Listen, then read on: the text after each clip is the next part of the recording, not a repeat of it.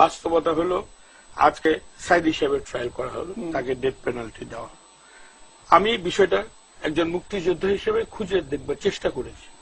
আমাদের গ্রেটার বরিশালে যে মানে অন্যতম মুক্তিযোদ্ধা সেক্টর কমান্ডার জলি সাহেব ছিলেন, তারপরে নাম্বার 2 যিনি ছিলেন মেজর শাহজাহান ওমর বীরুত্তম, তাকে আমি জিজ্ঞেস করেছি যে সাইদি বিষয়টা কি।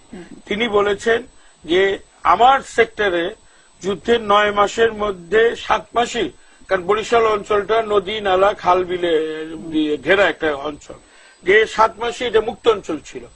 বরিশাল হেডকোয়ার্টার শহর, পটুয়াখালী হেডকোয়ার্টার, এরকম 2-1টা জায়গা ছাড়া বেশিরভাগ এলাকায় তার নিয়ন্ত্রণে ছিল। তিনি কোথাও কোনো রাজাকার পিস কমিটির লোকজন এগুলিকে কোথাও তিনি থাকতে দেন নাই। আর তিনি বলেন যে এই নামে কারো একটা ইম্পর্টেন্ট কারোর কথা আমি শুনি নাই। এবং তিনি বলছেন আমি শুধু না, আমার সেক্টরে অন্যতম আরেকজন মুক্তিযোদ্ধা যিনি আওয়ামী লীগের পক্ষে, আওয়ামী লীগের দলের এখন সাথে রাজনীতি করছেন, মেজর জিয়াউদ্দিন, যিনি সুন্দরবন এলাকায় সম্প্রতি আহত হয়েছিলেন, আমরা সেই জিয়াউদ্দিনকে তিনি জিজ্ঞেস করেছেন। জিয়াউদ্দিন সাহেব বলেছেন যে সাইদি নামে এই ধরনের বড় কোন রাজাকার ছিল।